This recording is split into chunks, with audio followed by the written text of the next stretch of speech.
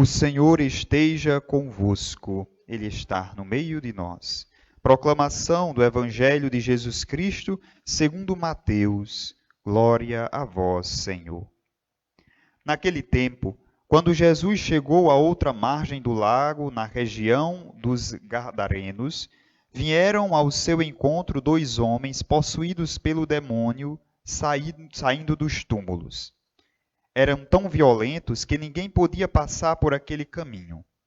Eles então gritaram: "O que tens a ver conosco, Filho de Deus? Tu viestes aqui para nos atormentar antes do tempo?"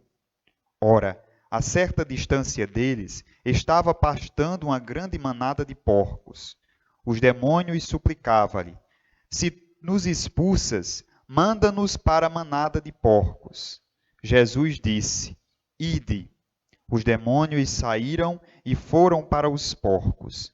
E logo toda a manada atirou-se monte abaixo para dentro do mar, afogando-se nas águas. Os homens que guardavam os porcos fugiram e, indo até a cidade, contaram tudo, inclusive o caso dos possuídos pelo demônio. Então a cidade toda saiu ao encontro de Jesus. Quando o viram, pediram-lhe que se retirasse da região deles. Palavra da salvação, glória a vós, Senhor. Amados irmãos e irmãs, esses dias nós estamos acompanhando a profecia de Amós. Amós, que tem um trabalho muito social do Reino do Norte.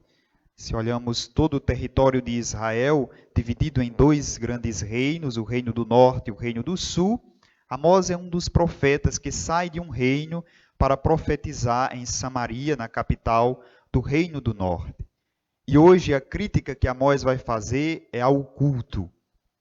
Amós é um daqueles que vai criticar, que vai denunciar com grande voz ou com voz forte aquilo que era a injustiça. Por isso falou esses dias aos comerciantes que esperavam passar a fase da lua para adulterar a balança, para comprar o pobre com uma sandália. Ou seja, usou toda aquela dinâmica social do comércio que usava da injustiça para explorar o pobre. Hoje é o próprio Deus que fala com relação ao culto. Deus que vai dizer aos sacerdotes daquela época: "Não me agradam os vossos holocaustos." Em outra passagem, o próprio Amós vai dizer: "Para mim fede a fumaça do teu incenso. O gado que vocês matam, que oferecem em sacrifício, não me são agradáveis." E não são agradáveis por quê? Porque vocês me honram com os lábios, mas do coração, bem lá no fundo, amaldiçoa. Ou seja, proclamam que adora, que gosta do Senhor, que segue os seus preceitos, mas a prática é totalmente outra. É aquela dinâmica de que faça tudo o que eu falo e nada do que eu faço. Essa dinâmica nunca foi uma dinâmica nem judaica, nem muito menos cristã. Aquele que adere a Deus, adere em palavras e em atos.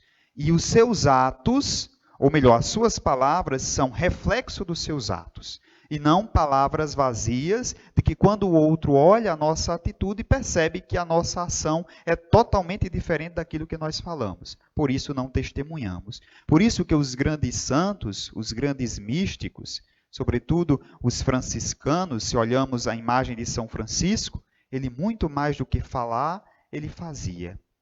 Antônio, muito mais do que discursar, ele agia como um pobre, como um franciscano. Por isso, a nossa atitude primeira deve ser de encontrar a Jesus, e o encontro com Jesus transformar a nossa vida de tal forma que ela fale por si. Os nossos atos, os nossos gestos, as nossas atitudes com o outro, seja de tal forma que o outro reconheça Cristo em mim, não pelo que eu faço, não pelo que eu falo, mas pelo que eu faço. Porém, muitos encontram a Jesus e não o aceitam, não aderem. Olhe hoje quando os gadarenos vão receber Jesus. 2 homens possuídos pelo demônio. Eles não reconhecem os gadarenos, mas veja que os próprios demônios reconhecem. O que queres de nós, filho de Deus? Os demônios reconhecem que Jesus é filho de Deus, os gadarenos não. tem a narrativa, fala claramente que os próprios demônios dizem, se vai nos expulsar, manda-nos na manada de porcos. Jesus ide e os porcos se atiram ao mar, os homens que cuidavam dos porcos vão até ali, na cidade. Quando chegam nessa cidade, vão dizer o que aconteceu e logo todos vão querer expulsar Jesus. Obviamente, vão querer expulsar Jesus por quê? Inúmeros porcos morreram, né? Então, eles com certeza tiveram um grande prejuízo. Se esse homem continuar aqui fazendo o que está fazendo, vai acabar com a nossa economia, com a nossa cidade. Mas muito mais do que pensar nessa realidade, é pensar de que eles não foram capazes de perceber a presença messiânica, a presença de Jesus no meio deles. E quando nós não somos capazes de identificar no nosso dia a dia, nas situações cotidianas, a presença do Senhor, nós fazemos com que ele passe adiante, ou nós colocamos ele para fora. Eles colocaram para fora da cidade, e nós, quando não percebemos, colocamos o Senhor para fora da nossa vida.